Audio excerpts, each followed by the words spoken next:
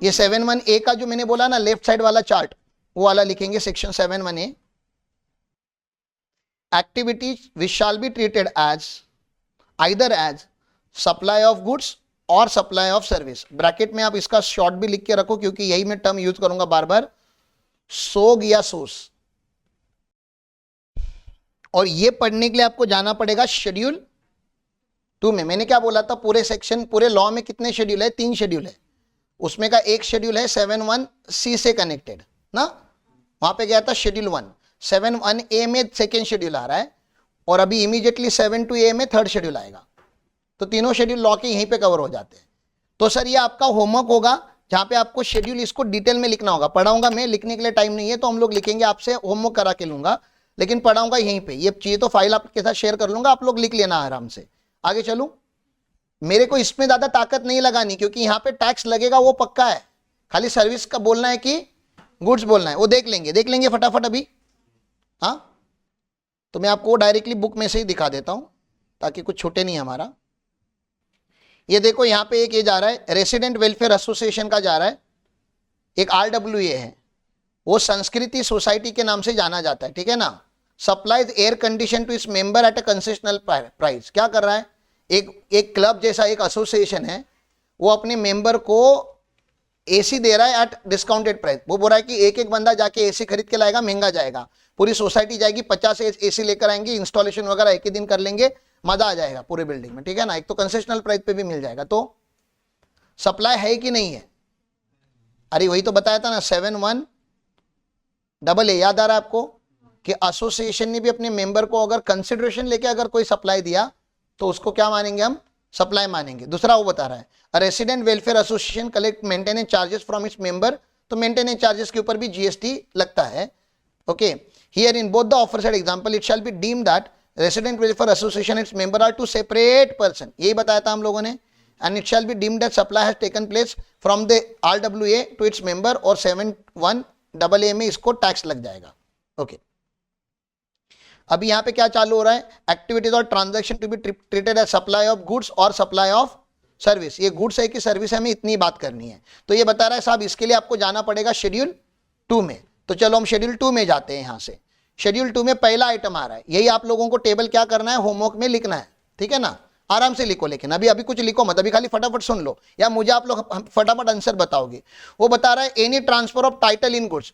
Title in goods transfer कर दिया, मतलब गुड्स भी दे दिया और टाइटल भी दे दिया। टाइटल मतलब ओनरशिप आपको दे दिया, यहाँ पे लिखा ही है टाइटल इन गुड्स दिया आपको, तो सप्लाई, ये आपको खाली बताना है सो गई कि सोस है ये सप्लाई। अरे टाइटल दिया तो क्या है, वो क्वेश्चन में ही आंसर है। तो उसका एग्जांपल भी देते वो लोग। Shivaji sells readymade garment to the customer, तो शिवाजी क्या कर रहा है, कौन सी इंडस्ट्री में है, गारमेंट की इंडस्ट्री में है। तो गारमेंट क्या होता है, गुड्स है, गुड्स है तो इसको सोक बोलेंगे। इसको जो गुड्स का लॉ लगेगा आगे जाके सेक्शन 10 के बाद गुड्स का लॉ अलग होता है, सर्विस का लॉ सेक्शन 9 तक की लॉ कॉमन चलता है। सेक्शन 9 के बाद लॉ डिवाइड हो जाता है, गुड्स का लॉ अलग, सर्विस का लॉ अलग, तो इसको गुड्स का लॉ लगेगा। समझ में आ रहा है। चलो आगे, any transfer of right in goods undivided share in goods without transfer of title. Sir title नहीं दे रहा है, टाइटल नहीं दे रहा है, विदाउट ट्रांसफर ऑफ टाइटल। ये वर्ड आप देखो, मैं आपको गुड्स दे रहा हूं, जैसे मैं बता रहा हूं आपको, सुनो सुनो सुनो, हम लोगों को एक पार्टी रखनी है, पार्टी रखने के लिए अपने पास स्पीकर नहीं है, डीजे के स्पीकर चाहिए। तो क्या करोगे आप, जाके लेकर आओगे ना। तो जो लेकर आए वो क्या है, गुड्स, लेकिन क्या टाइटल लेकर आए, क्या मालिक अपन बन गए, नहीं, तो सर्विस है ना, वो यूज करने दे रहा है वो आपको, गुड्स ट्रांसफर नहीं कर रहा है। नहीं आप बोलोगे सर गुड्स उठा के टेम्पो में डालकर लेकर आए थे, अरे पोजीशन ट्रांसफर हुआ है, ओनरशिप ट्रांसफर नहीं हुआ है। जहां पे पोजीशन ट्रांसफर हुआ है, ओनरशिप ट्रांसफर नहीं हुआ है, बाद में यूज करने के बाद आपको रिटर्न देना होगा।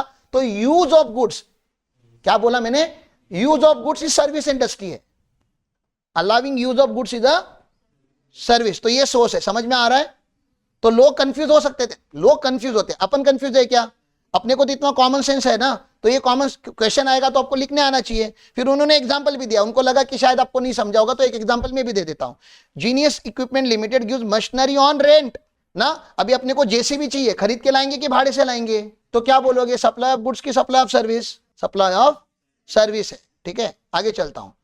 सर आपने कभी HP पढ़ा है, हायर प्राइस, हाँ hire purchase, sorry future price पे उसको क्या किया जाता है, अभी आपके पास गाड़ी नहीं है, मर्सिडीज वगैरह ने कैसे सेल बढ़ाया अपना इंडिया में पता है, उनको पता चला कि इंडिया में लोगों को गाड़ी लेने की एस्पिरेशन तो है, लेकिन उनके पास उतने पैसे नहीं है, महंगी गाड़ी आती है, 1 करोड़ की गाड़ी आती है, और बैंक का लोन वो लेना नहीं चाहते क्योंकि बड़े लोग हैं, कौन लेगा गाड़ी के लिए लोन, कौन लेगा, तो बैंक का लोन भी नहीं लेना है और गाड़ी भी लेनी है और पैसे भी नहीं है, तो उन्होंने सेल बढ़ाने के लिए क्या निकाला कॉन्सेप्ट, एचपी, कि आप क्या करो गाड़ी इंस्टॉलमेंट में ले लो।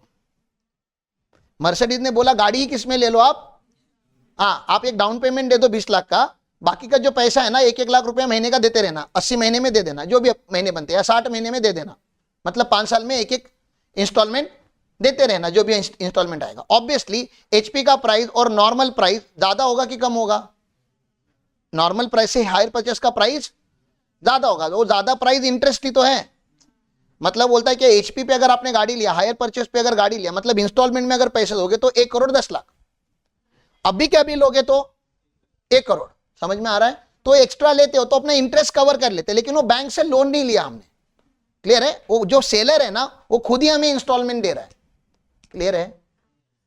तो मुझे बताओ ओनरशिप कब ट्रांसफर करेगा सेलर, अभी के अभी करेगा कि बाद में करेगा, लास्ट इंस्टॉलमेंट देने के बाद करेगा ना, अभी कर देगा बाद में तुमने ईएमआई नहीं भरा तो वो कुछ भी नहीं कर पाएगा, तो उसने ओनरशिप ट्रांसफर क्यों नहीं की, ताकि आप पैसे भरो, और आपने पैसे नहीं भरो तो वो गाड़ी उठा के लेके जाने का उसके पास राइट हो, लेकिन उसने आपको क्या दिया, सर्विस दिया, नहीं सर्विस दिया कि गुड्स दिया, रियल मालिक कौन है, लीगल कागज पे मालिक अभी भी वो कंपनी है, सेलर है, लेकिन रियल मालिक, रियलिटी में मालिक कौन है अभी वो गाड़ी का, आप खुद हो ना, कल ठुकेगी गाड़ी कुछ होगा कौन रिस्पॉन्सिबल, आप ही रिस्पॉन्सिबल, इंश्योरेंस कौन निकालेगा, आप निकालोगे, किसके बुक में वो गाड़ी शो होगा, आपके बुक में, डेप्रिसिएशन कौन क्लेम करेगा, आप क्लेम करोगे, मतलब सब्सटेंशियली खाली पेपर कागज पे आप ओनर नहीं हो। याद रखो कोई भी लॉ, इनकम टैक्स का लॉ हो, जीएसटी का लॉ हो या कंपनी लॉ हो, मतलब जितने भी कॉर्पोरेट लॉ हमारे हैं ना, वो एक कॉन्सेप्ट के ऊपर चलते हैं, that is substance over legal form. कौन सा एक कॉन्सेप्ट होता है, सब्सटेंस ओवर लीगल फॉर्म, मतलब बोला जाता है जो दृश्यम क्रिएट किया जा रहा है वो फेक है, आप रियलिटी को देखने का ट्राई करो, किसको देखने का, लीगैलिटी नहीं, reality, legally he is not a owner, HP में अगर आपने गाड़ी ली तो आप ओनर लीगली नहीं हो लेकिन रियली हो, तो ये बोलता है रियली तो ओनरशिप ही ट्रांसफर हुआ है ना, खाली लीगल टाइटल अब भी ट्रांसफर नहीं हुआ है, फ्यूचर में होगा क्या, आज नहीं तो कल हो ही जाएगा ना, जब आपके सारी ईएमआई खत्म हो जाएंगे तो टाइटल तो ट्रांसफर करना ही था, क्योंकि गाड़ी सेलर का जो मैन्युफैक्चरर है या सेलर है उसका कोर इंटेंट तो वही था कि गाड़ी बेचनी है, उसका इंटेंट तो ये नहीं था ना कि मैं गाड़ी दे दूंगा एचपी पे दूंगा फिर डिफॉल्ट करेगा फिर मैं मेरी गाड़ी उठा के लेके आऊंगा, तो बेचता ही नहीं ना वो, फिर तो कोर इंटेंट तो गाड़ी बेचना ही है, तो इसलिए इसको क्या बोला जाएगा, सप्लाई ऑफ गुड्स। तो कंफ्यूजन था ना, क्योंकि यहां पे कंफ्यूजन क्यों नहीं है, ये टाइटल वाले में कंफ्यूजन क्यों नहीं है, क्योंकि टाइटल भी ट्रांसफर हो गया, पोजीशन भी ट्रांसफर हो गया, रियलिटी में भी आप ओनर हो, लीगैलिटी भी आप ओनर हो। इसके साथ इसको कंपेयर करो, सर यहां पे टाइटल तो ट्रांसफर अभी नहीं हुआ है लेकिन एक अग्रीमेंट साइन हुआ है कि जो टाइटल है वो फ्यूचर डेट पे ट्रांसफर होगा, कब ट्रांसफर होगा, और फ्यूचर डेट मतलब on the payment of last instalment, on the payment of, वो एचपी का अग्रीमेंट वैसा ही होता है, आपका लास्ट इंस्टॉलमेंट कंप्लीट हो जाएगा उसके बाद आपको टाइटल ट्रांसफर हो जाएगा, फ्री टाइटल हो जाएगा आपका, ओके सर। तो इसको अभी आपने पोजीशन ट्रांसफर किया, अभी आपने टाइटल ट्रांसफर नहीं किया, तो इसको सोग बोलेंगे कि नहीं बोलेंगे सवाल था, तो हमने क्या बोल दिया, बोल दो, क्योंकि अल्टीमेटली रियलिटी में क्या है, सोग ये सब्सटेंस ओवर लीगल फॉर्म इसको बोला जाता है। अकाउंटिंग स्टैंडर्ड्स भी ऐसे ही बात करते हैं, ऑडिटिंग स्टैंडर्ड्स भी ऐसे ही बात करते हैं, कंपनी लॉ भी यही बात करता है, इनकम टैक्स भी यही बात करता है।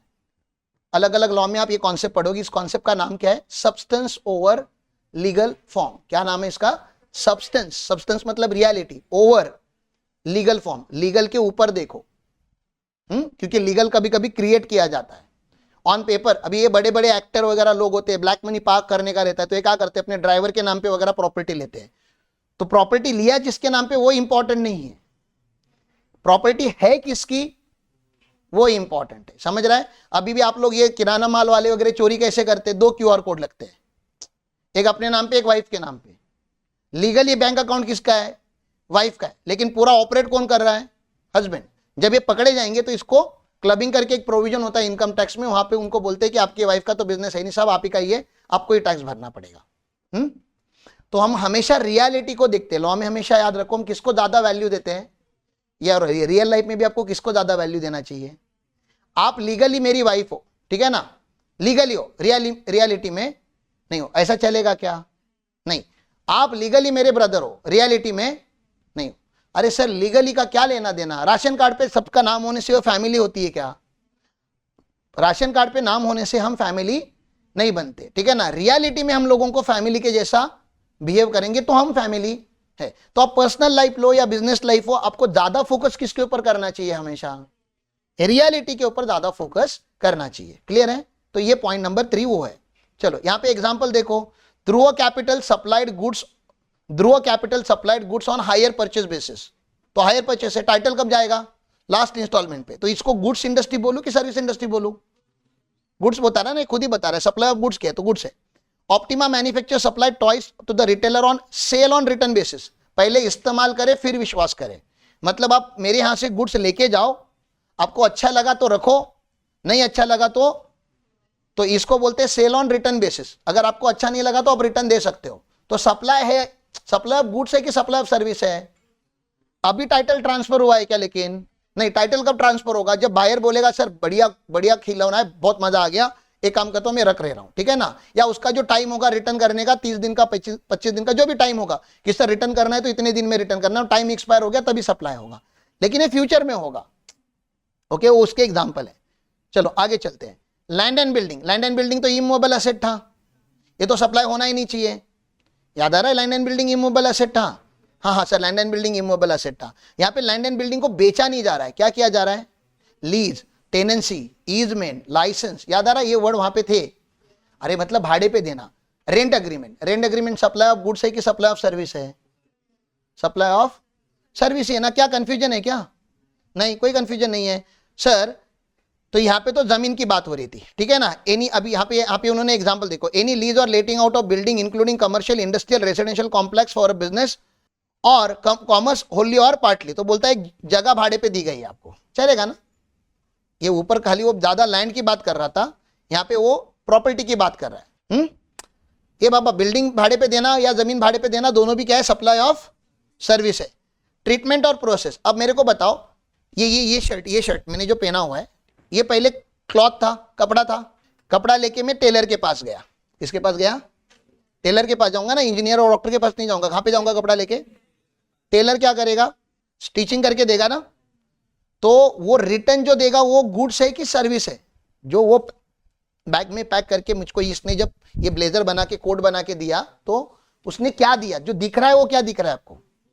लेकिन उसने जो किया मेरे लिए वो गुड्स है कि सर्विस है? तुम समझ रहे हो मैं क्या बता रहा हूं? हाँ, मैंने तुमको उड़द की दाल दी, तुमने उसके मुर्गे को पापड़ बना के दिए, तो आपने मुझे सर्विस दी कि आपने मुझे गुड्स दिया? दिख तो गुड्स रहा है, लेकिन कुछ तो पकड़ो उसमें, कुछ तो एक बहुत इंपॉर्टेंट चीज है। और एक एग्जांपल देता हूं, मैंने आपको मोबाइल दिया, आपने मोबाइल रिपेयर किया और मुझे रिटर्न में मोबाइल ही दिया। जो आपने दिया वो गुड्स है, लेकिन आपने जो किया वो क्या है? तो ये पता कैसे चलता है सर? मैं दे तो रहा हूं गुड्स आपको, सप्लाई तो गुड्स कर रहा हूं, लेकिन है तो सर्विस। ये पता कैसे चलेगा?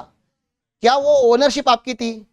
अच्छा, आपको सप्लाई ऑफ गुड्स बोलना होगा तो उड़द की दाल आपको मार्केट से लानी थी, आप पापड़ बनाने चाहिए थे, अपने हिसाब से बने चाहिए थे।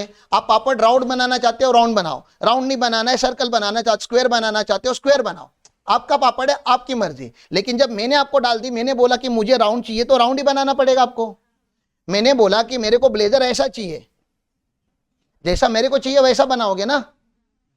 दूसरा भी तो होता है दुकान में, रेडीमेड। अरे ब्लेजर का सप्लाई आप खुद का, आपका शोरूम है, आपको जैसा बनाना है आप वैसे बना के रखो, मेरे को अच्छा लगा मैं जाके खरीद लेगा, तो क्या हो गया? सप्लाई ऑफ गुड्स हो गया। लेकिन जब मैं बताऊं ये कपड़ा है, इसको ऐसे स्टिच करना है, यहां बटन होनी चाहिए, यहां पे ये, तो जब मैंने बताया कैसा होना चाहिए, जब उसको कंट्रोल में कर रहा हूं, उसका रॉ मटेरियल में सप्लाई कर रहा हूं, तो आप उसके ओनर हो ही नहीं, आप उस प्रोडक्ट के ओनर। और आप जब उसके ओनर ही नहीं हो, can you pass on the title? आपके पास उसका टाइटल ही था ही नहीं, वो टाइटल हमेशा मेरे पास ही था। आपने किसी और के प्रोडक्ट पे जब काम किया तो उसको क्या बोलते हैं? सर्विस बोलते हैं। प्रोडक्ट किसी और का है तो आपको जॉब वर्कर बोला जाता है। क्या बोला जाता है? तो जॉब वर्कर जो इंडस्ट्री है उसको कौन से क्लासिफिकेशन में डाला गया है? सप्लाई ऑफ सर्विस में, ठीक है ना। क्यों? क्योंकि किसी अनदर पर्सन के गुड्स के ऊपर प्रोसेस करना या ट्रीटमेंट करना, प्रोसेस करना या ट्रीटमेंट मतलब रिपेयर वगैरह करना, कलर वगैरह चेंज करना, ट्रीटमेंट हो गया। प्रोसेस मतलब मैंने आपको उड़द की डाल दी थी, आपने मेरे को पापड़ दिया, तो आपने पूरा ट्रीटमेंट कर दिया, मैन्युफैक्चरिंग एक्टिविटी कर ली। ओके, उन्होंने एग्जांपल भी दिया है कि दमनी डाइंग मतलब वो जो डाई प्रिंटिंग वगैरह करते हैं, ठीक है ना। तो house dyes the cloth given by Shubham, तो शुभम ने उनको दिए थे कपड़े, शुभम के कपड़ों को खाली उन्होंने प्रिंटिंग वगैरह डाइंग वगैरह करके दे दिया है जॉब वर्क बेसिस। तो क्या किया उसने? कपड़े दिए कि सर्विस दी? सर्विस दी। चलो आगे चलते हैं। फिर वो याद आ रहा है आपको, ट्रांसफर ऑफ बिजनेस एसेट। अरे मैंने एसी लिया, ऑफिस के नाम से लिया और उसको घर पे इंस्टॉल किया, तो क्या किया? सप्लाई तो है। अरे 7(1) में बताया था ना, विदाउट कंसिडरेशन भी अगर होगा तभी भी सप्लाई तो है। परमानेंट ट्रांसफर और डिस्पोजल ऑफ बिजनेस एसेट ना, लेकिन क्या मानो? सप्लाई ऑफ सर्विस मानो, सप्लाई ऑफ गुड्स मानो? Supply of goods. अरे गुड्स ही तो गए ना, उसके नाम में ही देखो ना, परमानेंट ट्रांसफर और डिस्पोजल ऑफ गुड्स, तो सप्लाई ऑफ गुड्स ही बोलना पड़ेगा। यहां तक क्लियर है? अब जीएसटी की रेड हुई, जीएसटी पूछता है एसी किधर है, टीवी किधर है, वॉशिंग मशीन किधर है। आपने जो बिजनेस में लिया, आपने लेजर ओपन किया फिक्स एसेट का, जो आईटीसी लिया आपने पिछले 3 साल में सारा ओपन किया, और बोल रहा है बिजनेस प्रीमाइसेस में खड़ा हूं, कहां पे ये सब है क्या यहां पे? तो क्या लगा देगा जीएसटी डिपार्टमेंट आपके ऊपर? केस लगा देगा कि आपने बिजनेस के एसेट क्या किए, यहां वहां ट्रांसफर किए। मैं बोलूंगा अरे सर क्या टेंशन ले रहे हो, 5 मिनट खाली चाय नाश्ता करो, ये घर पे गया था कुछ काम के लिए, इमीडिएटली लेकर आ रहा हूं। टेम्परेरी ट्रांसफर किया गया था। कैसे किया? Permanent transfer. अरे लॉ के साथ ऐसे ही खेलते हैं ना, परमानेंट ट्रांसफर होगा तो ही तो ये सप्लाई ऑफ गुड्स है।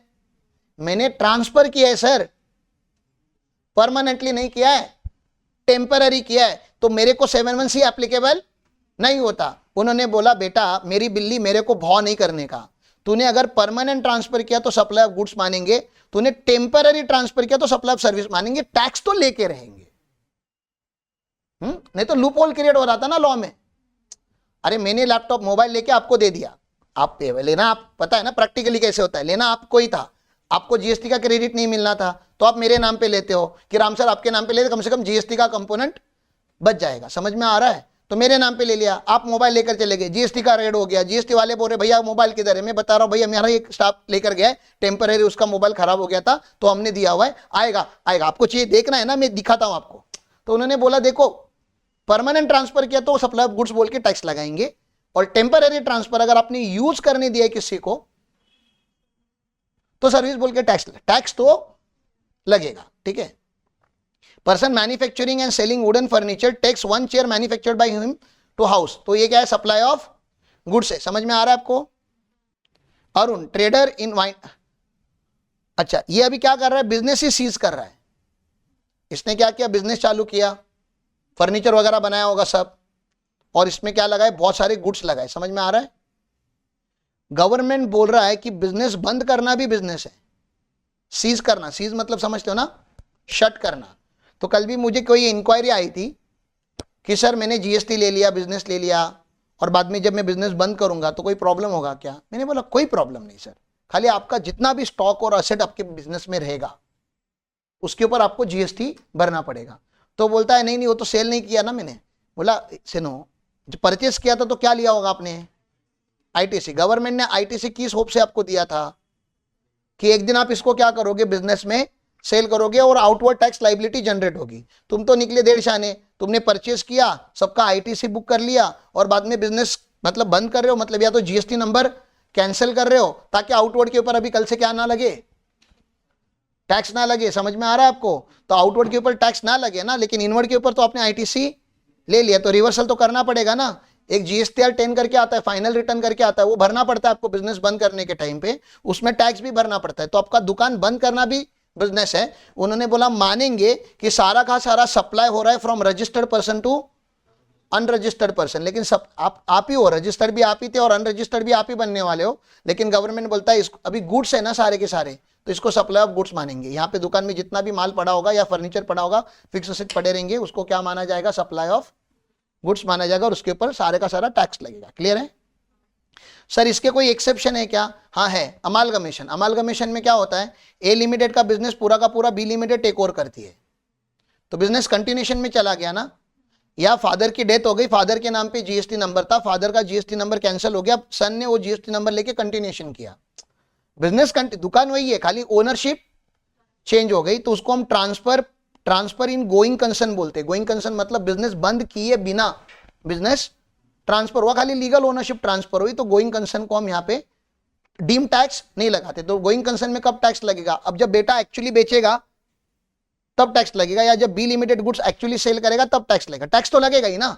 गवर्नमेंट को अल्टीमेटली कंसर्न क्या था, अरे ए टैक्स भरे या बी टैक्स भरे, कोई तो टैक्स भरते हैं वहां पे, ठीक है। Business is carried by personal representative, जब वो पर्सनल रिप्रेजेंटेटिव मतलब समझता है ना, कोई अगर कोई फादर वगैरह या कर्ता वगैरह अभी इनकैपेसिटेड हो गया, दूसरा कोई तो बिजनेस कंटिन्यू कर रहा है, उसके पे बिजनेस कंटिन्यू है, बिजनेस रुका नहीं है, तो उसका ही है। Sir renting of immovable property, फिर से एक बार आ गया, renting of commercial complex, renting of प्रिंसिप्ट ऑफ रिलीजियस प्लेस। अभी ये पहला वाला तो एग्जांपल आपको समझता है, कमर्शियल कॉम्प्लेक्स को भाड़े पे दिया। रिलीजियस प्लेस में आपको पता है ये टेंपल है, इधर बाजू में बिल्डिंग बना के रखी है रहने के लिए, तो ये बिल्डिंग भाड़े पे देने को भी उन्होंने बिजनेस बना के रख दिया है। तो supply of service, renting supply of service है कि सप्लाई ऑफ गुड्स है? आप बताओ ना, खुद ही बता दो क्या है, सप्लाई ऑफ सर्विस है। फिर कंस्ट्रक्शन बताओ, construction complex building civil structure, building बना के देना आपको, सप्लाई ऑफ सर्विस है। लेकिन उन्होंने बोला एक्सेप्ट ये सर्विस नहीं बनेगी। कब नहीं बनेगी? एक्सेप्ट मतलब समझता है ना, लॉ में क्या डाल दिया, एक्सेप्शन डाल दिया। Sir except where entire consideration, consideration मतलब जो जिस प्राइस पे आप बिल्डिंग खरीदते हो, जैसे अभी 2 BHK फ्लैट का गडिंगलज में रेट क्या चालू है, 50 लाख मान लेते हैं, ठीक है ना, 50 लाख का आपका चालू है मान लेते हैं, 5,000 रुपया स्क्वायर फीट से 1,000 स्क्वायर फीट का आपने फ्लैट लिया है, 1,000 स्क्वायर फीट का फ्लैट आपने लिया 50 लाख का, तो 50 लाख पूरा का पूरा आपने दिया है, has been received after issuance of completion certificate. तो सीसी इज अ कंडीशन। यहां पे हम लोग बहुत ज्यादा बात करने वाले कंस्ट्रक्शन इंडस्ट्री के ऊपर, लेकिन फिलहाल आप इतना याद रखो, सीसी एक मेन डॉक्यूमेंट है। सीसी क्या है? Completion certificate. अभी अपने साइट का हम लोग कंप्लीशन सर्टिफिकेट पिछले 3 महीने से निकाल रहे थे, अभी जाके कल परसों आया हुआ है। तो कंप्लीशन सर्टिफिकेट जब तक नहीं मिलता, कंप्लीशन सर्टिफिकेट जब तक नहीं मिलता तब तक सर्विस होता है, ये सप्लाई ऑफ सर्विस है। कंप्लीशन सर्टिफिकेट मिलने के बाद ये नाइदर सप्लाई ऑफ सर्विस है नॉर सप्लाई ऑफ गुड्स है। मतलब अगर कोई बिल्डर आपको अगर पूछता है, एकदम सिंपल भाषा में बताता हूं, कोई बिल्डर अगर आपको पूछता है साहब मैंने बिल्डिंग बनाना चालू किया है, मेरे को जीएसटी का नंबर लेना है कि नहीं लेना है, या जीएसटी भरनी है कि नहीं भरनी है, तो आपको रिप्लाई क्या देना है? सर आप बिल्डिंग बनाने के बाद बेचने वाले हो या बनाते बनाते ही बेचने वाले हो? बहुत सारी बिल्डिंग अंडर कंस्ट्रक्शन में ही बिकना चालू हो जाती है। यहां तक क्लियर है? अगर आपने बिल्डिंग अंडर कंस्ट्रक्शन में ही सेल करना चालू किया, मतलब सीसी मिला होगा क्या आपको? नहीं, सीसी नहीं मिला तो क्या है, आपको जीएसटी भरना है, क्योंकि उसको सप्लाई ऑफ सर्विस बोलते हैं। उसका लॉजिक अभी बताता हूं मैं, लेकिन आप खाली लॉ तो याद रखो।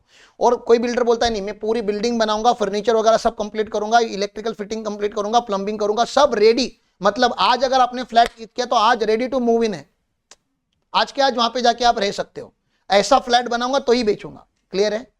तो इसने कब बेचा होगा? सीसी ऑब्टेन करने के बाद, उसके ऊपर जीएसटी नहीं लगता। सर लॉजिक बताओ ना थोड़ा, क्या है लॉजिक? सुनो, जब तक वो बिल्डिंग बना नहीं था तो बिल्डिंग नहीं है,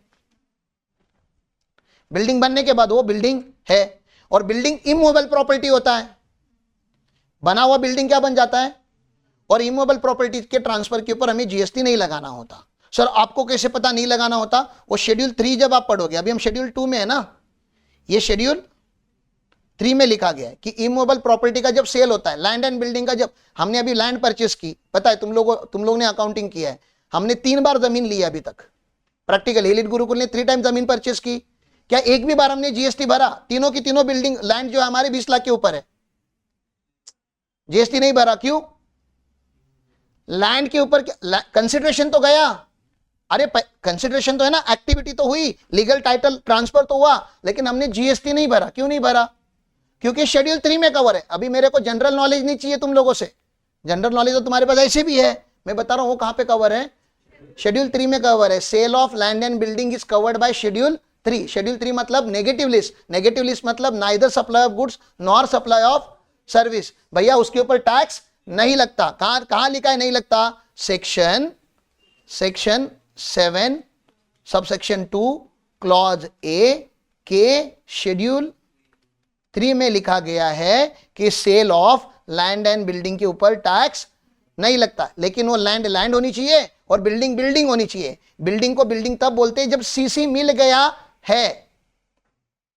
तो रेडीमेड फ्लैट जब बेचोगे, आप जिस घर में रहते हो, कल अगर वो घर आपने 50 लाख के लिए बेचा तो 40 लाख के ऊपर चला गया, जीएसटी लगेगा आपको। जिस घर में रहते हो घर कंप्लीट है कि इनकम्प्लीट है? रे कंप्लीट है ना? आई होप कंप्लीट है।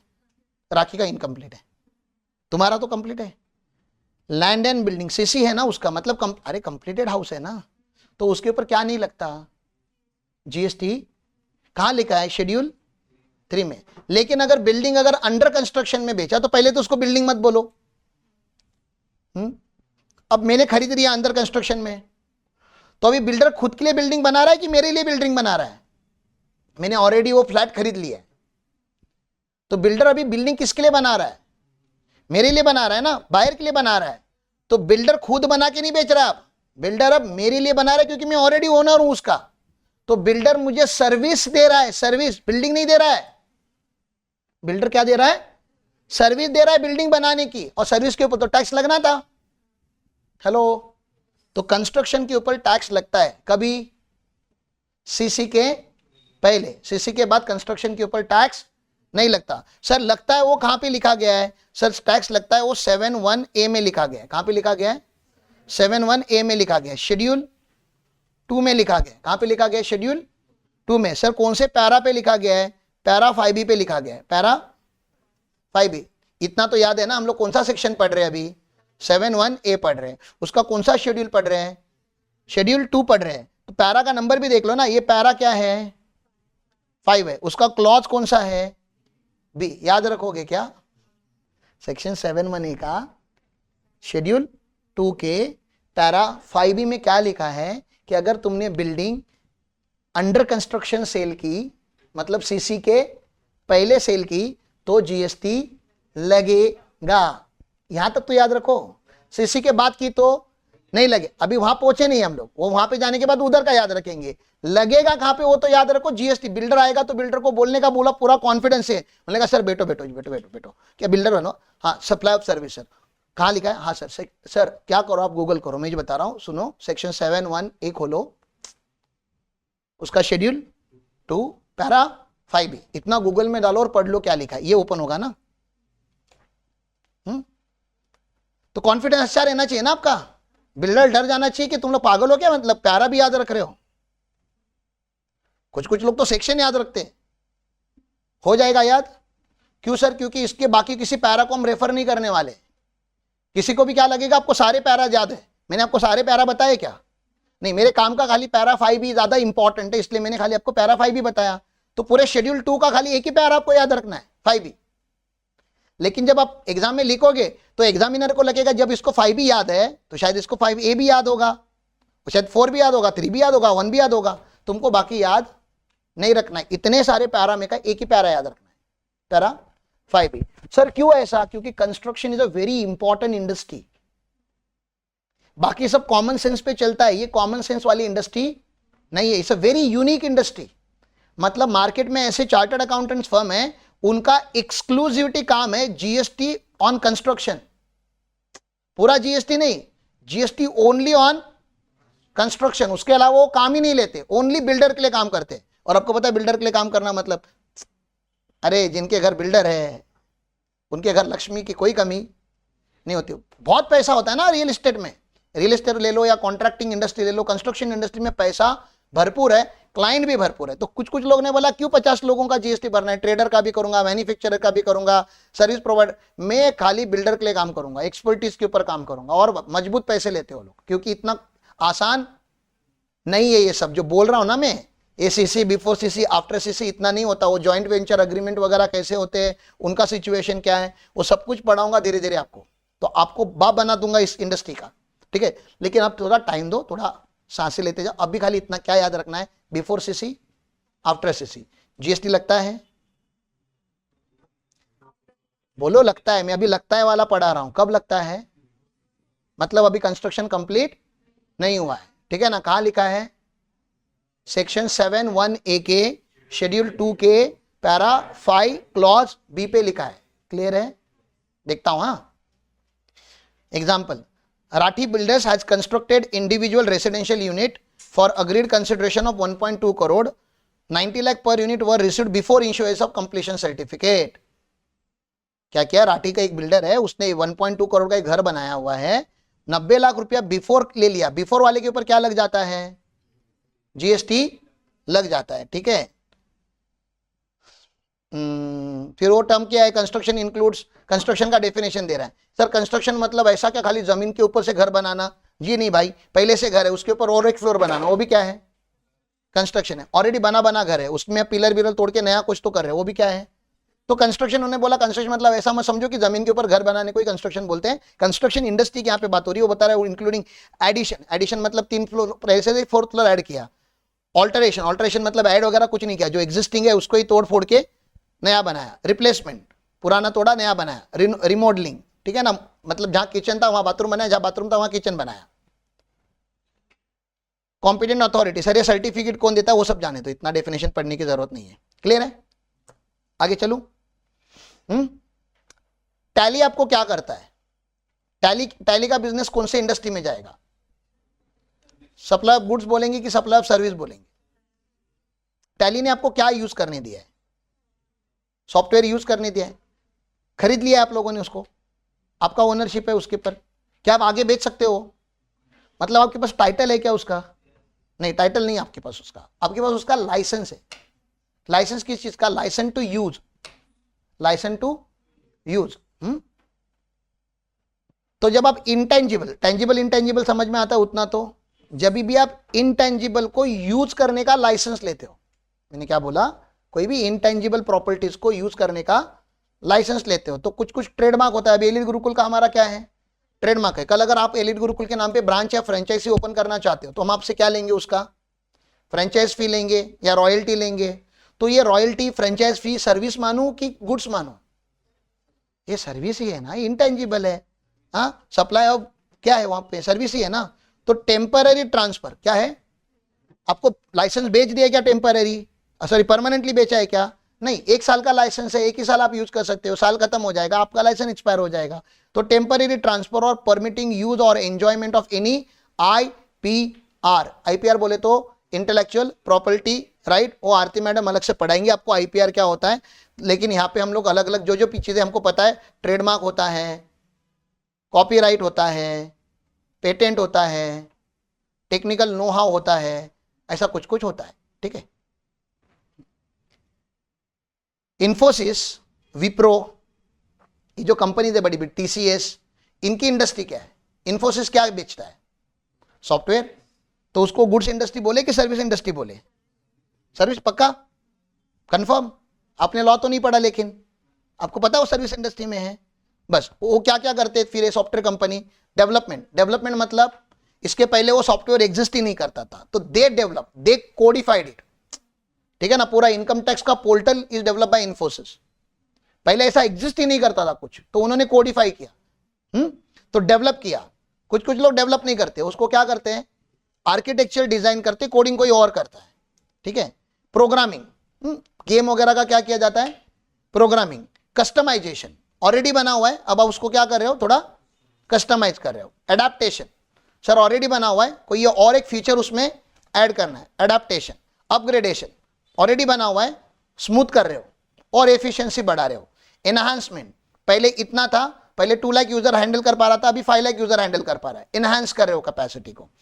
और ये खाली सॉफ्टवेयर बना के मतलब नहीं है, आपके साइट पे आके उसको इंप्लीमेंट भी करके देना, मतलब सॉफ्टवेयर का पैकेज लेना और आपके सिस्टम्स में इंप्लीमेंट करके देना। आईटी सॉफ्टवेयर ये बोलती है पूरी की पूरी इंडस्ट्री सर्विस इंडस्ट्री है। Development, designing, programming, customisation, adaptation, upgradation, enhancement and implementation of IT software is a service industry.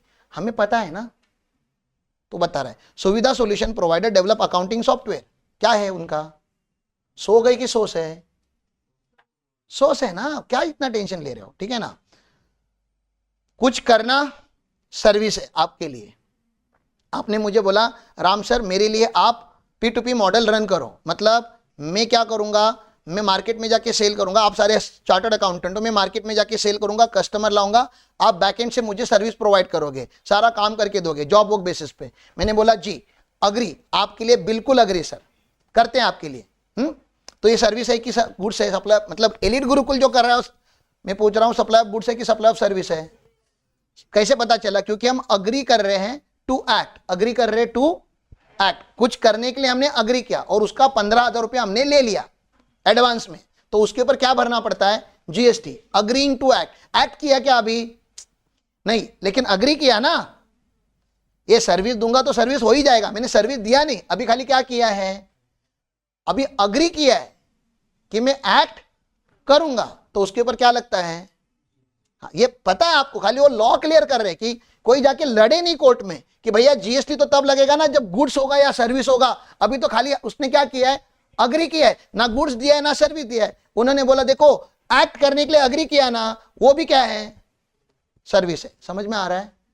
तो एक तो अग्री किया वो सर्विस है, बोलते अग्री नहीं किया ना वो भी सर्विस है।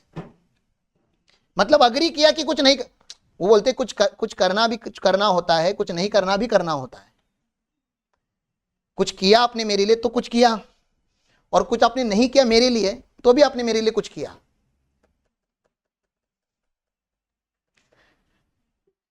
आप मुझे बता रहे हो कि राम सर आप मेरे से compete नहीं करोगे, कंपटीशन में नहीं उतरोगे, ये एरिया मेरा, ये एरिया आपका, आप अपने एरिया में धंधा करो, मेरे को मेरे एरिया में धंधा करने दो। आप मेरे एरिया में धंधा नहीं करोगे, उसके 20 लाख रुपए आप मुझको दे रहे हो, कंपटीशन नहीं करने के पैसे दे रहे हो। तो मैं आपको क्या दे रहा हूं? गुड्स दे रहा हूं कि सर्विस दे रहा हूं कि कुछ भी नहीं दे रहा हूं?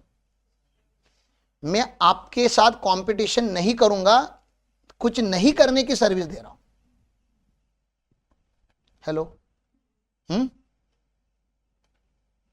आप मेरे एक्सक्लूसिव डिस्ट्रीब्यूटर हो। क्या हो? एक्सक्लूसिव डिस्ट्रीब्यूटर हो।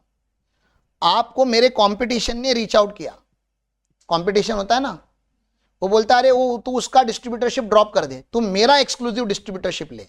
वो आके मेरे को बताता है ऐसा मेरे को ऑफर आया हुआ है, मैं उसको बता रहा हूं उसका ऑफर रिजेक्ट कर, उसके 50 लाख ले, उसका ऑफर एक्सेप्ट नहीं करने के 50 लाख ले।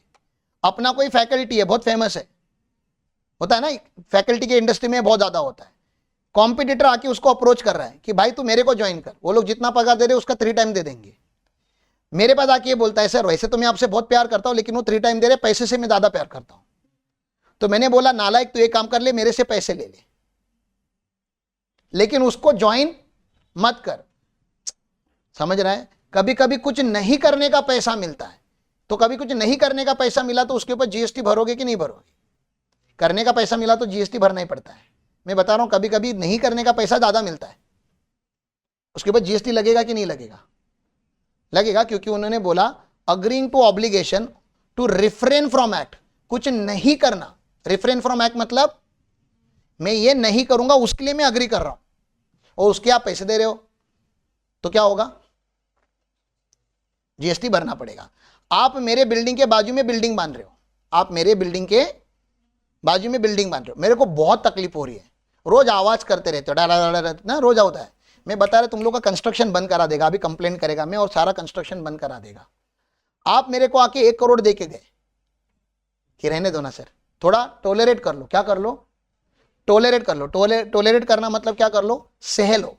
थोड़ी तकलीफ होगी, अब बिल्डिंग बन रही तो क्या होगी आपको, उसका कुछ नहीं किया जा सकता, साइलेंसर लगा के खड्डा नहीं मारा जा सकता, जेसीबी आएगा तो आवाज होगा ही होगा, ठीक है ना, कुछ नहीं कर सकते। तो आप प्लीज समझो कि आपको टॉलरेट करना ही पड़ेगा, मतलब तकलीफ होगी लेकिन आप सह लो, उसके 1 करोड़ रुपया ले लो, केस मत करो नहीं तो प्रोजेक्ट रुक जाएगा। तो अभी मैं कुछ नहीं कर रहा हूं, ऐसे नहीं, मैं कुछ सह रहा हूं, आप मुझे टॉर्चर कर रहे हो और मैं सह रहा हूं, और सहने के पैसे आप मुझे दे रहे हो, वो भी क्या है? सर्विस है।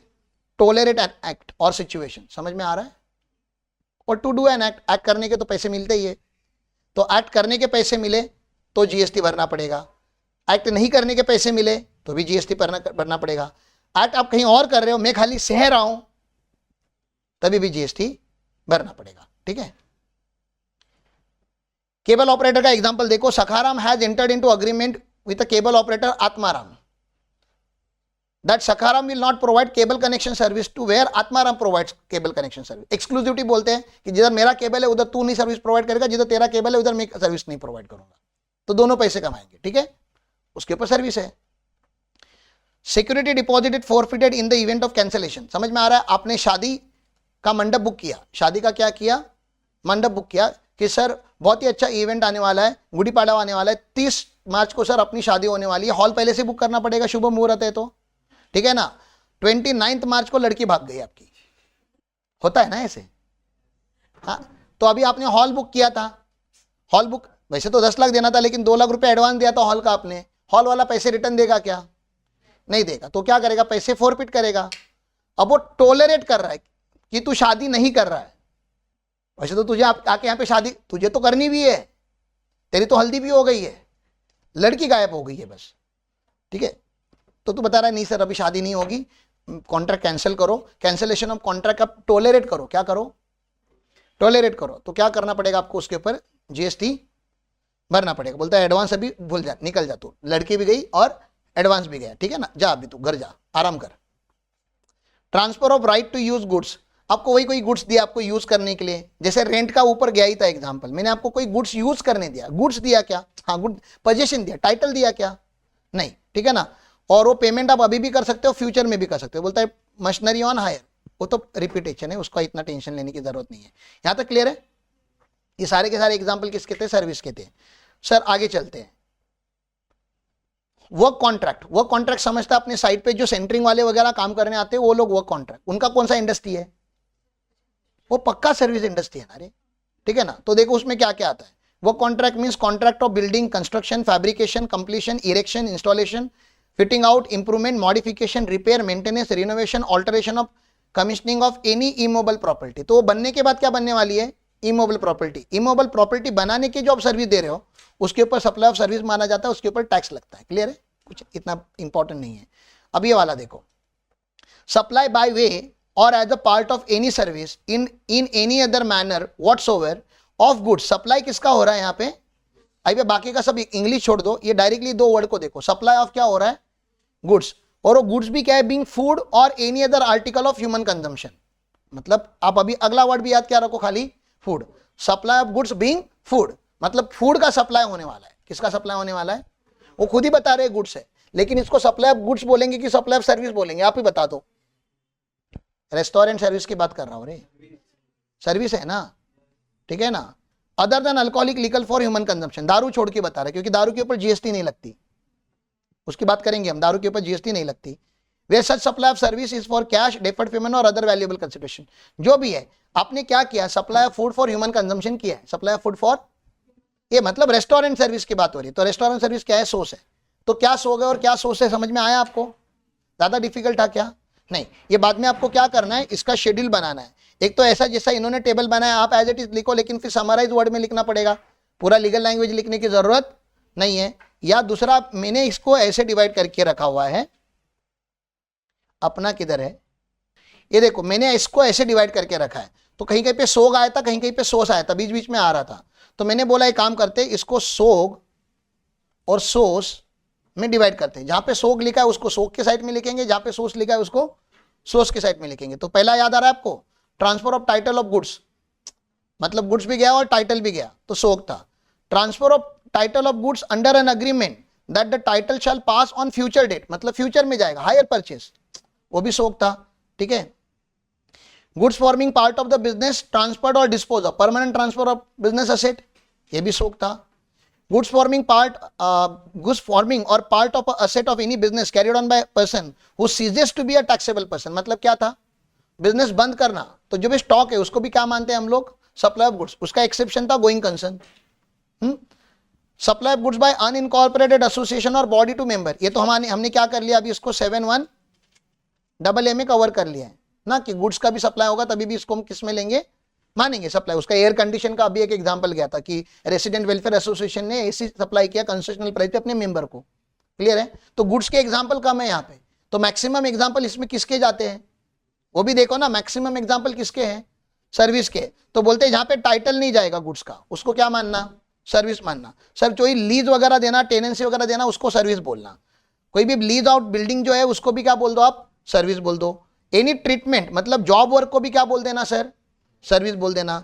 सर कोई गुड्स है परमानेंटली ट्रांसफर नहीं किया, टेम्परेली ट्रांसफर किया, प्राइवेट यूज के लिए, लेकिन बिजनेस यूज के लिए नहीं, प्राइवेट यूज के लिए गया, तो उसको भी क्या मानो, सर्विस मानो। सर वर्क कॉन्ट्रैक्ट को भी सर्विस मानो, रेंटिंग ऑफ इमूवेबल प्रॉपर्टी को भी सर्विस मानो। सर अगर कंस्ट्रक्शन करना है तो उसको भी क्या मानो, सर्विस मानो। लेकिन क्या नहीं होना चाहिए, सीसी इशू नहीं होना चाहिए, क्योंकि आफ्टर सीसी क्या हो जाता है, वो उसके ऊपर टैक्स नहीं लगता। सीसी आने के बाद वो बिल्डिंग बन गया, इमूवेबल प्रॉपर्टी बन गया, उसके ऊपर टैक्स नहीं लगता। टेम्पररी ट्रांसफर और permitting use of enjoyment of IPR, IPR को यूज करने दिया। टैली का एग्जांपल दिया मैंने, टैली के अपने ऑफिस में जितने भी सॉफ्टवेयर होते हैं सारे के आप एग्जांपल उसमें ले सकते हो, ठीक है ना। फिर मैंने बोला डेवलपमेंट, डिजाइनिंग, वो नहीं था क्या पूरा का पूरा, हाँ सॉफ्टवेयर इंडस्ट्री रे, अपग्रेडेशन, इनहांसमेंट, वो सारे वर्ड आ गए थे, तो आईटी सॉफ्टवेयर आ गया वहां पे। सर कुछ करना या अग्री करना, कुछ नहीं करूंगा, या कुछ टोलरेट करना, हाँ ये भी क्या है, एक सर्विस है। Transfer of right to use goods, वो भी सर्विस है। रेस्टोरेंट सर्विस भी सर्विस है। समझ में आ रहा है, अपने सिंपल लैंग्वेज में यहाँ पे लिखा है, आपको जैसा जो जमे आप वैसा कर सकते हो, ठीक है ना। टेबल फॉर्म में भी बना सकते हो और ये चार्ट फॉर्म में भी बना सकते हो, but this is your homework. Class में मेरे पास इतना टाइम नहीं है, मुझे आज ये सेक्शन खत्म करना है करके जाऊँ आगे।